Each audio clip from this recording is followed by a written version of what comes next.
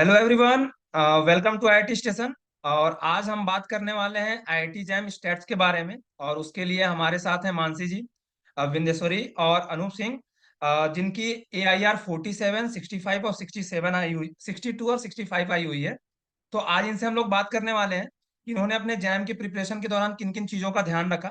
और जैसे कि केवल दो ही आईआईटी स्टैट्स ऑफर करती हैं, तो इनकी स्ट्रेटजी भी होनी चाहिए कि AIR हमारे 100 के अंदर, कैटेगरी वाइज 50 के अंदर ऐसे आया तभी जा करके आईआईटी मिलता है।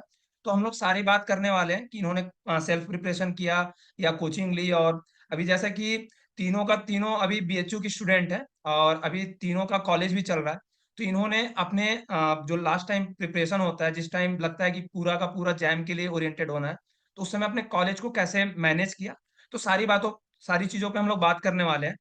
तो मैं सबसे पहले यही जानना चाहता हूँ कि जैसे बहुत सारे बच्चे होते हैं, तो वो क्या करते हैं कि जैम मैथमेटिक्स भी देते हैं और स्टैट्स भी देते हैं, और देखते हैं कि जो भी अच्छा हो वो कर लेंगे। तो क्या आप तीनों में एक एक करके बताइएगा कि आपने जैम मैथमेटिक्स भी दिया था या केवल स्टैट्स दिया था। तो मानसी, आप मैं आपसे शुरू करता हूँ। सर मैंने सिर्फ स्टैटिस्टिक का दिया था। मैथ्स का नहीं दिया था। मैंने स्टार्टिंग से ही सिर्फ स्टैटिस्टिक का ही प्रिपरेशन किया। अगर कोई चाहे तो वो मैथ्स और स्टैट्स को दोनों बैलेंस करके आराम से कर सकता है। थोड़ा सा टफ पड़ता है, बट अगर कोई मैनेज करे तो हो जाएगा। ओके बिंदेश्वरी, आपने स्टैट्स ही दिया या मैथमेटिक्स भी दिया था? नहीं सर, मैंने केवल स्टार्ट ही दिया था। ओके। मैं सोचा था देने को क्यों, लेकिन नहीं दिया था क्योंकि उसका पेपर सुबह ही पड़ जाता था और अच्छा, सेकंड शिफ्ट में स्टार्ट का पड़ता है ओके। तो अनबैलेंस हो जाता है, इसलिए नहीं दिया था। अच्छा, प्रिपरेशन भी नहीं किया था आपने? नहीं नहीं, जो स्टार्ट का मैथ का टॉपिक है उसी से देता तो अच्छी रैंक आ जाती है, लेकिन नहीं। ओके। और अनूप, आप?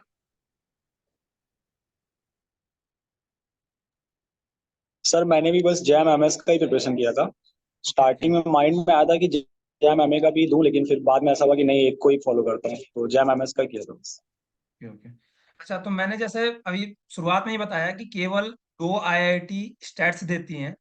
ये सारे इस जैम के जैसे और भी सब्जेक्ट हैं जहाँ पर सारे आईआईटी जैसे ऑफर करती हैं।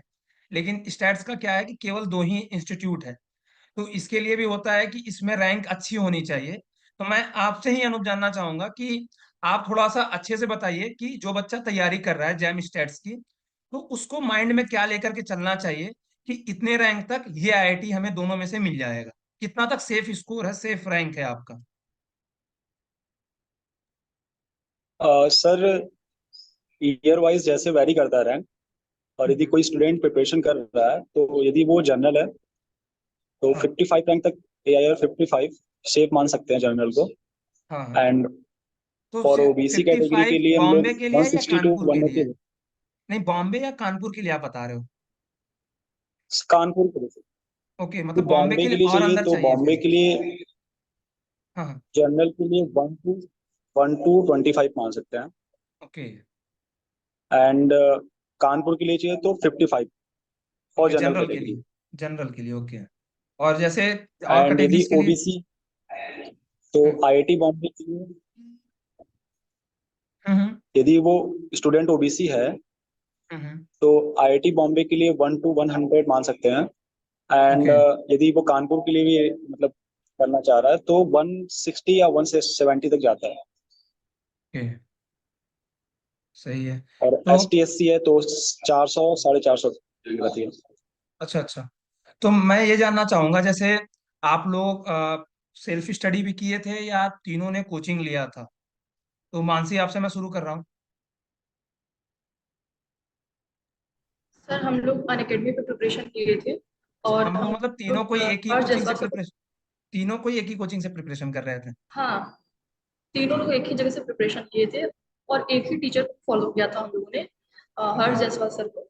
और उन्हीं को कम्प्लीटली, मतलब हम लोग कम से कम एक साल प्रॉपरली प्रिपरेशन किए थे। और बस रेगुलरली उन्हीं को फॉलो करते थे, और ओके। कुछ नहीं। जैसे जैसे क्या होता है कि आप लोगों का कॉलेज भी है, आप लोग जैसे तीनों बैचमेट ही हो और तीनों का कॉलेज चलता है, क्लास डेली चलती है BHU में। तो होता क्या है कि और जैसे अभी तक 1-2 साल पहले तक कोरोना का था, तो बच्चे जो रहते थे वो घर पे तैयारी कर लेते थे, थोड़ा बहुत भी पढ़ के निकल जाता था। लेकिन आप लोगों में थोड़ा सा टफ पड़ा होगा, क्योंकि एकेडमिक भी आपको मैनेज करना होगा और अपना जैम का भी। तो आप लोग उस चीज को कैसे मैनेज किया आप लोगों ने, मतलब कॉलेज को अपने जैम के प्रिपरेशन के साथ मैनेज कैसे किया? तो आप ही बता दीजिए मानसी। सर मेनली हम लोग क्या करते थे कि रेगुलर क्लास करते थे। और रेगुलर क्लास करने से ये होता था कि हम लोग की क्लास की चीजें जो भी होती थी कॉलेज का, वो उसी टाइम कंप्लीट होता जाता था। तो कॉलेज से ज्यादा प्रेशर आता नहीं था। और हम्म। अगर मान लीजिए एग्जाम वगैरह है तो हम लोग कुछ टाइम एक्स्ट्रा एग्जाम कॉलेज को देते थे। लेकिन बाकी जो टाइम बचता था वो हम लोग सिर्फ प्रिपरेशन में ही यूज करते थे। बस प्रिपरेशन करते थे, हम लोग सिर्फ आईआईटी पे ही फोकस किए थे, आईआईटी एग्जाम। ओके, तो मतलब आप डेली आप लोग कॉलेज जाते थे? हाँ, रेगुलर क्लास करते थे, एक भी क्लास मिस नहीं करते थे। क्लास मिस नहीं किया बहुत आपने? रेयरली मिस करते थे, मतलब कुछ इमरजेंसी केस हो गया फिर। Okay otherwise okay. तो जैसे बिंदेश्वरी, आप लोग आपने भी अनअकैडमी से ही कोचिंग लिया हुआ है, तो आपने मॉक टेस्ट वगैरह दिया था? जैसे बहुत सारे बच्चे क्या होते हैं कि मॉक टेस्ट देने से कतराते हैं या उनका प्रिपरेशन ही नहीं हो पाता है। तो मैं एक एक करके जानना चाहूंगा कि आप तीनों के इंडिविजुअल प्रिपरेशन में मॉक टेस्ट का क्या रोल रहा है। तो बिंदेश्वरी, आपसे मैं शुरू कर रहा हूँ। आपने मॉक टेस्ट कब से देना शुरू किया और उससे आपके रैंक पे क्या इफेक्ट पड़ा? सर मैंने मॉक टेस्ट देना स्टार्ट किया, ज़्यादा दिन नहीं अभी, लगभग जो जैम का पेपर हुआ उससे हुई 4 मंथ पहले से। उसके ओके, पहले मतलब मंथ मैंने नहीं दिया, नवंबर अनअकैडमी से। पे होता था। ओके। तो यस सर, वही अक्टूबर नवंबर के बाद। हम्म। फिर आगे आगे। मतलब जब मेरा सिलेबस पूरा कंप्लीट हो गया है जैम हम्म। का, इसके बाद मैंने मॉक टेस्ट फुल देना शुरू किया है। ओके, तो मॉक, अच्छा। तो उसमें हाँ हाँ, अनअकैडमी पे बोलिए। देता था तो उसमें रैंक अंडर 10 तक आ जाती थी, कभी 2 भी आई है, कभी 5 भी आई है। तो ओके ओके। एक क्राइट एक क्राइटेरिया रहता था कि मतलब लोगों से कंपेयर करना कि हाँ मेरा हो जाएगा तो थोड़ा। ओके और उससे क्या होता था, मॉक टेस्ट देने से जो मेरा गलतियाँ होती उसको मैं सुधारता था, जब बाद में टेस्ट एनालिसिस करता था तो उसमें ये रहता था कि मैंने गलती कहाँ पर की है, क्या चीज़ में इसमें इम्प्रूव कर सकता हूँ, किस में ज़्यादा टाइम दिया है। ओके। तो यही सब मॉक टेस्ट से तो मैंने और किया। अनूप, अनूप आपने अपने मॉक टेस्ट जैसे दिया, तो जैसे कि बहुत सारा होता है कि हम मॉक टेस्ट तो दे लेते हैं लेकिन उसको एनालाइज नहीं कर पाते हैं। उसमें क्या होता है कि बस हम मॉक टेस्ट दिए जा रहे हैं, उसको एनालिसिस नहीं करते हैं। तो आपने इन चीजों को किया था या नहीं किया था, बस देते चले गए? नहीं सर, एनालाइज तो मैंने हर एक टेस्ट किया था, ऐसा नहीं है कि नहीं किया था। ओके। उससे क्या होता है कि आपको ये पता चलता है कि आप कहाँ पे लो हो और कहाँ पे आप ज्यादा बूस्टअप हो, तो वो पता चल जाता है कि आपको कहाँ पे ज्यादा वर्क करना है। तो तो आप, एनालिसिस तो करना ही चाहिए टेस्ट का। अच्छा, तो आपने कब से जैम मतलब मॉक टेस्ट देना शुरू किया था? सही टाइमिंग क्या है आपके हिसाब से मॉक टेस्ट के लिए? सर मॉक टेस्ट देने के लिए आपको, यदि जैसे आपने यदि मिड सिलेबस पढ़ लिया है तो एक दो टेस्ट दे देना चाहिए टॉपिक वाइज। ओके एंड जब फुल सिलेबस कंप्लीट हो गया है तो उसके बाद नवंबर या मिड दिसंबर से स्टार्ट कर देना चाहिए। ओके। और ओके एटलीस्ट 20 टेस्ट तो देने ही चाहिए कम से कम। ओके। ओके। तो जैसे मानसी, आपने अपना सिलेबस कब तक कवर कर लिया था? सब मेरा सिलेबस तो अभी तक कवर नहीं हुआ है। अभी तक मेनली कवर नहीं हुआ? हम लोग जब किसी चीज का प्रिपरेशन करते हैं तो उससे हम लोग कभी सेटिस्फाइड तो होते नहीं है। बट हाँ। हम लोग के जो टीचर थे उनके साइड से हम लोग का सिलेबस अगस्त सितंबर तक ओवर हो चुका था। तो हम लोग को भी लगा था कि बेसिक हम लोग को मिल चुका है, जिसके बाद हम लोग को मॉक टेस्ट और उस टॉपिक को इम्प्रूव करना चाहिए। और सर ने सेकेंड राउंड भी स्टार्ट किया था क्रैश कोर्स की तरफ। तो उससे हम लोग को बहुत बेनिफिट हुआ। बट मतलब एज ए स्टूडेंट अगर हम लोग बोले तो हम लोग का टॉपिक क्लियर है, लेकिन हाँ। बहुत अच्छे से नहीं। मतलब होता है ना ओके। कि अभी तक पूरा कॉन्फिडेंस नहीं है कि हाँ हो गया ऐसा। जैसे आपका रैंक 47 आया हुआ है, तो आपको क्या लगता है कि मॉक टेस्ट देने से फायदा हुआ है? जैसे बहुत सारे बच्चे क्या करते हैं कि सिलेबस पढ़ते चले जाते हैं, वो यही कमी कर हम्म। लेते हैं कि क्वेश्चन प्रैक्टिस नहीं कर पाते और मॉक टेस्ट देते समय सोचते हैं कि उसी दिन जाएंगे, 3 घंटे में पेपर दे के आ जाएंगे, जो होगा सो होगा।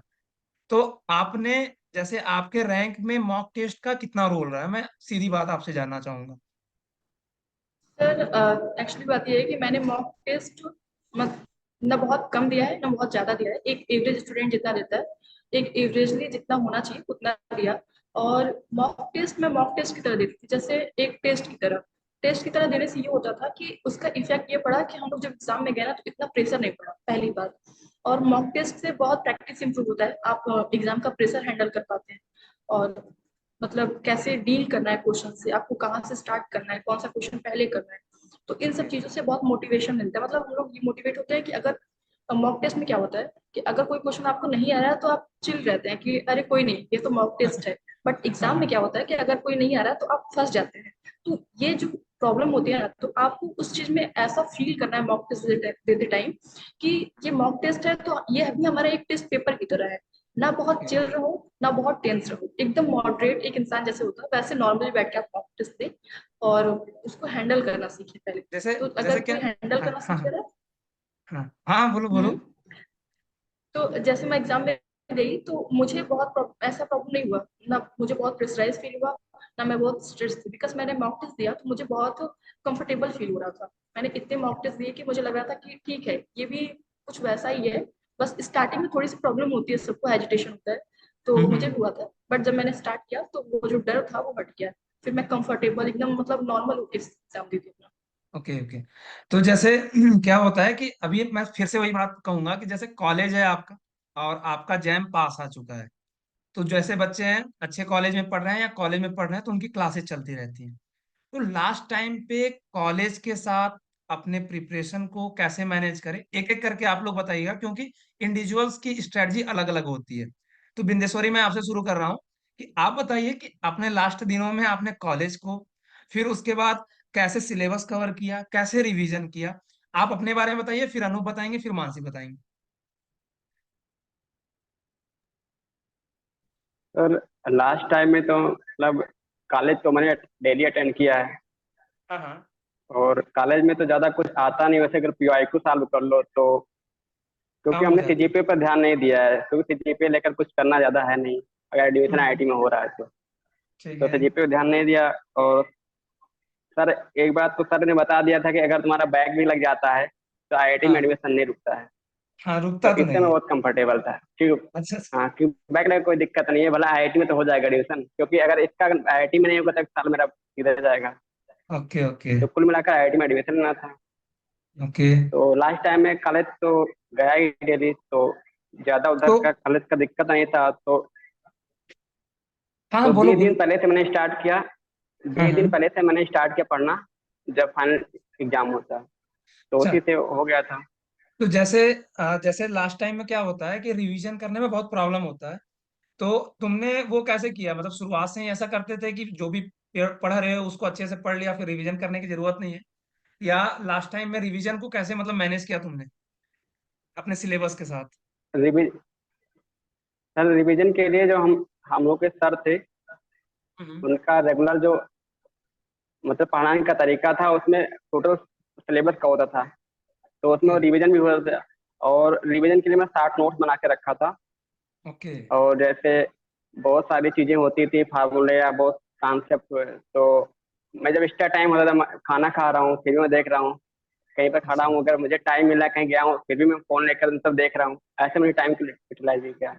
बहुत ये काफी डेडिकेशन, मतलब। मतलब डेडिकेशन आपके अंदर बहुत ज्यादा था। हाँ सर, थोड़ा सा था ही।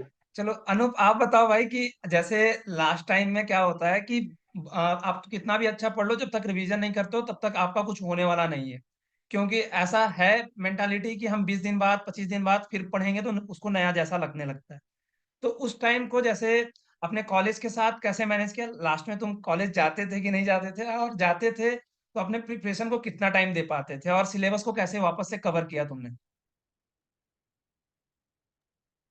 सर सिलेबस तो मेरा खत्म हो गया था, वही मिड दिसंबर तक खत्म हो गया था सिलेबस। एंड रिवीजन के लिए हम लोगों ने क्या किया था, एक शॉर्ट नोट बनाया हुआ था डायरी टाइप का। ओके। तो उससे मैं डेली लाइक मैं वीपी और मानसी तीनों मीट करते थे, तो आपस में हम लोग कोरिलेट करते थे, जैसे कि रिकॉल करते थे फॉर्मूला क्या होगा कैसे नहीं होगा ये सब। 1 घंटा का हम लोग ये टाइमिंग था। और ओके। जो भी टेस्ट का क्वेश्चन दिया, लाइक मेरे से नहीं हुआ या इनसे नहीं हुआ, तो वो लोग डिस्कस करते थे। And hmm. लास्ट टाइम में यदि किसी को प्रिपरेशन करना है तो बेस्ट रहेगा कि जैम का पीवाईक्यू देख ले, okay okay. Last five five year या लास्ट 10 ईयर का जो भी हो, उससे अच्छा, तो बहुत जैसे बूस्ट मिलता है। जैसे आपने पीवाईक्यू की बात किया, तो मानसी मैं आपसे जानना चाहूंगा, जैसे क्या होता है कि एमएस और एमए में जो जैम मैथमेटिक्स है और जैम स्टैटिस्टिक्स है, तो उसके बहुत सारे पोर्शन वो मैच करते हैं। तो बहुत सारे ऐसा भी होता है कि केवल स्टैट्स का भी पीवाईक्यू लगाना सही नहीं होता है। तो क्या आप लोगों ने मैथमेटिक्स का भी आपने लगाया था, या केवल स्टैट्स का लगाया, या खोज खोज के जहां से क्वेश्चन मिला सब लगाया? सर बेसिकली मैंने पहले स्टार्टिंग में मैथ्स स्टैटिस्टिक का लगाया था। उसके बाद जब वो कवर हो गया तो फिर मैं मैथ्स का प्रॉपरली किया, बिकॉज मुझे लगा कि मैथ्स और स्टैट्स में जो टॉपिक सेम है, मतलब तो उस टॉपिक को मैथ्स में ज्यादा अच्छे अच्छे क्वेश्चन भी मिल रहे थे और बहुत अच्छे से प्रैक्टिस भी हो जा रही थी। तो मैंने मैथ्स के भी पीवाईक्यू सॉल्व किए थे अच्छे से, और जब उसको सॉल्व किया तो उसके बाद जहाँ भी मिल रहे थे वो सॉल्व कर लेते थे। ओके ओके, चलिए सही है। तो जैसे क्या होता है कि आपने तो अपना सिलेबस कवर कर लिया, तो जैसे आपका कोई फेवरेट टॉपिक होगा, लेकिन जो बच्चे अभी तैयारी करने वाले हैं, आप लोगों से इंस्पिरेशन ले रहे हैं कि हमें भी जैम की 50 के अंदर 100 के अंदर लाना है, आईआईटी जाना है, तो आप उसको क्या गाइड करेंगे कि उसको किस टॉपिक से स्टार्ट करना चाहिए और कैसे अपने सिलेबस को कवर करना चाहिए? सर स्टार्टिंग तो बेसिक से स्टार्ट करना चाहिए कि आप पहले बेसिक आपको आ रहा है कि नहीं। पहले आप बेसिक कवर करिए, उसके बाद जब बेसिक कवर हो जाए आपका तो मॉडरेट लेवल पे जाइए। और सबसे पहले हम लोग को प्रैक्टिस ये करना चाहिए कि हम लोग का एरर कितना कम हो रहा है, हम लोग कितना कैलकुलेशन मिस्टेक को कितना मिनिमाइज कर पा रहे हैं। सबसे पहले नॉर्मल पेपर, नॉर्मल क्वेश्चन जितने भी होते हैं, इजी और मॉडरेट जितने भी क्वेश्चन होते हैं, उस पर ट्राई करना चाहिए। जब आपको लगे कि हाँ हमारा जो एरर है, हमारा जो कैलकुलेशन मिस्टेक है वो मिनिमाइज हो रहा है, तब आपको हायर पे जाना चाहिए कि हाँ मतलब अब इतना हो रहा है तो हायर क्वेश्चन पे प्रैक्टिस करना चाहिए। और बेसिक में ये होना चाहिए कि पहले अगर इंसान को लिमिट नहीं आएगा तो फिर वो डिफरेंशियल या फिर कैलकुलस कैसे सॉल्व करेगा। तो हाँ हाँ, स्टार्टिंग से स्टेप बाय स्टेप कवर करना चाहिए इंसान को। Okay okay. तो जैसे अनु, क्या है कि सिलेबस तो बहुत ज्यादा है तुम्हारे स्टैट्स का, तो उसको किस टॉपिक से स्टार्ट करना चाहिए तुम्हारे हिसाब से? कैसे अपने प्रिपरेशन को, जैसे अभी वो थर्ड ईयर में मूव करने वाला, सेकेंड ईयर में था, अब वो थर्ड ईयर में जा रहा है, या अभी मान लो वो सोच रहा है कि तैयारी शुरू करूं अपना, अभी जैसे जैम का रिजल्ट आता है, सब सुनते हैं तो लगता है कि हमारे सीनियर ने किया तो मुझे भी करना चाहिए। तो अगर कोई तुमसे जूनियर आगे पूछता है कि भैया मैं कहाँ से कौन से टॉपिक से स्टार्ट करूं, तो तुम्हारा क्या एडवाइस रहेगा कि इस टॉपिक से किस टॉपिक से स्टार्ट किया जाए, ताकि क्योंकि पहले देखो कोई भी हम सिलेबस स्टार्ट करते हैं तो हम टफ टॉपिक नहीं उठाना चाहते हैं, क्योंकि अगर टफ उठाए, समझ में नहीं आया, तो वो वहीं पे खेल खत्म हो जाता है, लगता है कि हमारे बस की नहीं है। तो तुम्हारे हिसाब से किस किस टॉपिक वाइज हमें प्रिपरेशन अपना करना चाहिए, अनु? सर मेरे हिसाब से मैं तो यही सजेस्ट करूंगा कि जैसे कोई जूनियर भी स्टार्ट करना चाह रहा है तो स्टैटिस्टिक्स में पहले प्रोबेबिलिटी एंड रैंडम वेरिएबल से स्टार्ट करे, क्योंकि बेसिक सा होता है, मैथ जैसा ही लगता है, एक्स एक्स की वैल्यू निकालनी होती है उसमें, तो थोड़ा सही लगता है, वो इंटीग्रेशन वगैरह पढ़ते हैं। एंड यदि मैथमेटिक्स से स्टार्ट कर रहा है तो इंटीग्रेशन पढ़ ले, क्योंकि सेकेंड या थर्ड सेमेस्टर में इंटीग्रेशन पढ़ा जाता है, डबल डबल इंटीग्रल, हाँ, triple integral, multiple single integrals integral भी पढ़ाया जाता है। पढ़ा जाता ठीक है। है। एंड मैथ्स में दो लेके चल सकता है, लिमिट्स के भी क्वेश्चन कर सकते हैं, ट्वेल्थ जैसे ही क्वेश्चन होते हैं वो सब। तो यहाँ से हम्म। स्टार्ट करते हैं, फिर उसके बाद स्टैटिस्टिक्स में रैंडम वेरिएबल के बाद डिस्ट्रीब्यूशन, डिस्ट्रीब्यूशन के बाद फिर इन्फ्लुएंस पे जाना चाहिए। Okay okay. तो जैसे बिंदेश्वरी, आपका भी रैंक काफी अच्छा आया हुआ है, तो आप अपने जूनियर्स को क्या सजेशन देना चाहोगे कि अपने प्रिपरेशन के दौरान किन किन चीजों का ध्यान रखना चाहिए?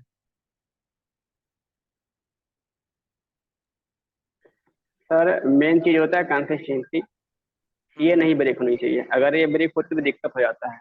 ये तो मुझसे भी नहीं हो पाता तो है। मैंने उसी को फॉलो किया। सर इसके लिए मैं एक साल तक घर नहीं गया हूँ, मतलब जब तक मेरा रिजल्ट नहीं आ गया है। ओके। हाँ, तब तुम्हारे बात पे ये अच्छा भी लग रहा है कि तुमने कंसिस्टेंसी तो दिखाया है। फिर और क्या चीज का हाँ ध्यान सर, रखना तो चाहिए?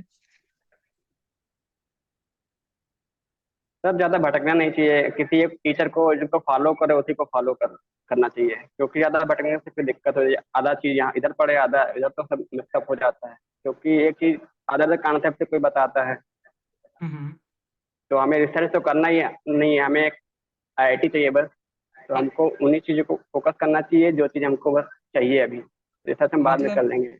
मतलब कि जितना जैम के सिलेबस में है, मैं उस पे अभी कवर कर लेते हैं, बाद में हाँ देखेंगे वो, जो होगा। हाँ हाँ यस सर। Okay okay. तो चलिए, आप लोगों ने तो काफी सजेशन दिया, और कुछ अपने तरफ से तुम लोग कंक्लूड करना चाहो जो जूनियर्स को फॉलो करना चाहिए, तो एक एक करके कर सकते हो। मानसी, अगर कुछ बचा हो, आप कंक्लूड करना चाहती हो तो आप कर सकती हैं। सर मैं बोलना चाहती हूँ अपने जूनियर्स को कि सबसे पहले अपने आप को डिस्ट्रैक्शन से बचाएं। जितने भी उनकी लाइफ में डिस्ट्रैक्शन है, या तो उनका फ्रेंड सर्कल या फिर उनके ग्रुप में कोई ऐसा मेंबर है जिससे वो बहुत डिस्ट्रैक्ट हो रहा है, तो पहले सबसे पहले अपने आप को डिस्ट्रैक्शन से बचाएं। ऐसा नहीं है कि कंसिस्टेंटली जो होता है वो हमेशा कंटिन्यू चलता रहे, मतलब कभी कभी ब्रेक होता है, वो डाउन तो होते हैं, लेकिन ऐसा ना हो कि एकदम ही ना पढ़ो। जिस दिन आपको बिल्कुल मन नहीं कर रहा है तो आप कुछ ना कुछ पढ़ लो, 1-2 घंटे पढ़ लो, हाफ आवर पढ़ लो, और डेली जिस जो चीजें पढ़े हैं उसको रिवाइज करते हुए चलो। जब वो चीजें रिवाइज होती रहेंगी, और जरूरी नहीं है कि आप सिर्फ मतलब पढ़ पढ़ के रिवाइज करें। आप अपने मन में एक बार सोच भी सकते हैं, इवेल्युएट कर सकते हैं, मतलब लोगों से डिस्कस कर सकते हैं, आप अपने सर्कल में ग्रुप डिस्कशन कर सकते हैं। तो मैं ये कहना चाहती हूँ कि डेली आपको वो चीजें रिकॉल करनी चाहिए, डेली आप उसको रिकॉल करें और प्रैक्टिस करें उस पर। और बहुत ज्यादा टेंशन में नहीं रहना है, एकदम फ्री होकर एकदम प्रिपरेशन करें, बस ये। ठीक है। और अनूप, आप कुछ कहना चाहते हो? आप ही बस लास्ट बचे हो।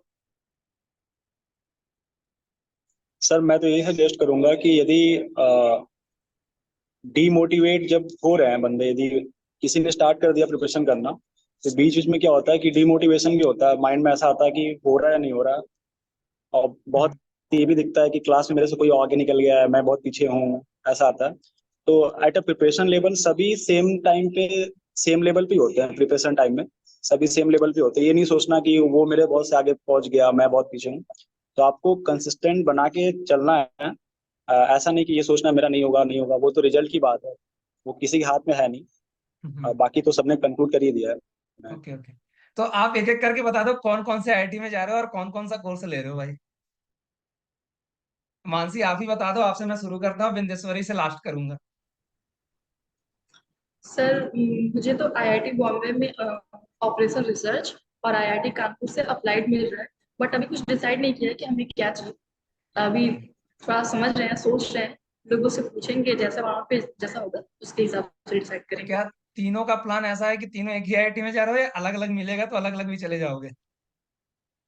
सर अभी कोई फिक्स नहीं है, अगर मिल जाएगा एक ही आईआईटी मिल जाएगा तो ये तो सोने पे सुहागा हो जाएगा, but okay will okay try. Okay. Anoop, आप किस आईआईटी में जाना चाह रहे हो? सब मेरा तो ड्रीम था पहले बीएचयू आना, आपको पता ही है, आपसे मैंने हाँ। पढ़ा भी हुआ पहले। हम्म। एंड फिर अब ड्रीम है कि आईटी बॉम्बे जाना है, तो ओके। फॉर श्योर वहीं पे जाना होगा। और यदि चलो। बीच में ऐसा कुछ पता चला कि कानपुर जाना है तो फिर चेंज भी हो सकता है कोई, क्योंकि अभी कोई फिक्स नहीं है। ओके। आ, चलो, वही। और बिंदेश्वरी तुम भी बता दो भाई, तुम कहाँ जा रहे हो?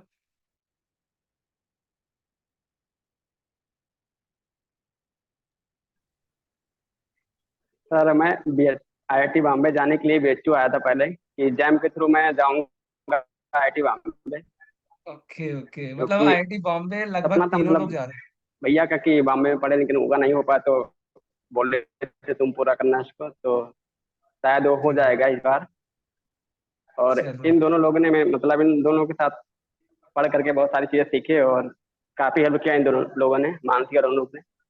ओके। चलो हम लोग भाई, क्लास के तुम बाद लोग। ऐसे ही पढ़ते थे बैठ करके एक ही क्लास में।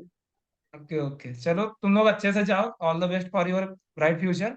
और आप लोगों से बात करके काफी अच्छा लगा, और आई होप कि जो भी जूनियर ये वीडियो पूरा देखेंगे उनको बहुत सारी हेल्प मिलेगी कि अपने प्रिपरेशन कैसे करने चाहिए। तो हम लोग यहीं पे सेशन को कंक्लूड करते हैं। बहुत बहुत थैंक यू सभी को।